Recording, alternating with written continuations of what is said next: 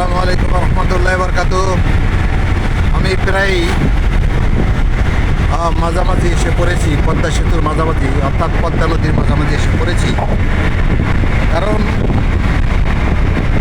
6.15 kilometre এই পদ্মা সেতু, আর উভয় পাশে আছে আরও 4 কিলোমিটার, এই 10 কিলোমিটার পদ্মা সেতু। এই দেখেন কি সুন্দরভাবে মেরামত করেছেন,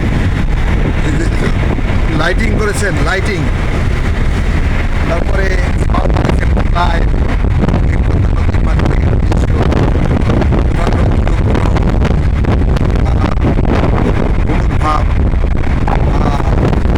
মেঘের ছায়া পড়েছে পদ্মা নদীর উপরে। এই আমরা যাচ্ছি অনেক আবেগপ্রবণ নিয়ে, আমরা এই ঢাকা যাব। আমার নাতির বিয়ে, কাজের বিয়ে অনুষ্ঠানে যোগদান করব, অনেকদিন থাকবো। আর ঢাকাতে যেহেতু থাকার জায়গা আছে, আমরা থাকবো, ওখানে আমার স্টেশন আছে, থাকবো, সমস্যা নাই। বাড়িতেও থাকবো, ঢাকাতে থাকবো, আমরা আসা যাওয়া করবো। আমরা উভয়ে বয়স্ক লোক, তো ঘোরাঘুরি করলে আমাদের ভালো লাগে। তো এই সামনে একটা বাস যাচ্ছে, দেখুন কি সুন্দর। তারপরে নদীর মধ্যে দেখুন ওই যে ধান হয়েছে, ঝড় পড়েছে। দেখা যাচ্ছে যে 50 বছর বা 100 বছর পরে এটা আরিয়াল খাঁ নদীর মতো খাল হয়ে যাবে। এই ঐতিহ্য আর থাকবে না, এই পদ্মার কথা কারো মনে পড়বে না, কারো নিজ দিয়া সেই মরুভূমি হয়ে যাবে। সেখানে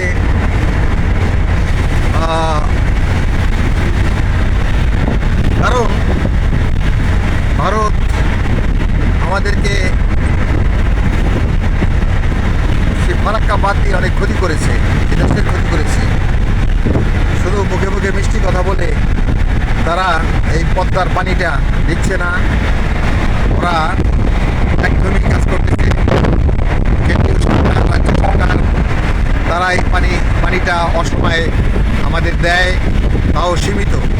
কাজেই আমি বলবো সরকারের কাছে যে আপনারা এই পদ্মা সেতুর ব্যাপারে, এই অর্থাৎ পদ্মা নদীর ব্যাপারে, এই উজানের যে নদীগুলো আছে, যে 55 না 57 নদী আছে বাইর হয়েছে ভারত থেকে, সেই নদীগুলোর পানি সুষ্ঠু বন্টন যেন আমরা পাই, তার জন্য আমরা বাড়াবাড়ি করবেন, আপনারা বসে করবেন, কুট্টি আলাপ আলোচনা করবেন। দরকার নেই, শান্তির মাধ্যমে আমাদের এই ফয়সালা করতে হবে। এই এখন ব্রিজের নিচ দিয়ে আমি যাচ্ছি, এই ব্রিজের নিচে নামছি, আস্তে আস্তে নামছি। দেখুন ওই যে সামনের দৃশ্য, কত মজার দৃশ্য। অনেক ভালো লাগে দেখতে, অনেক ভালো লাগে। এই পাশে স্থাপনা, তারপরে গ্রামগঞ্জ,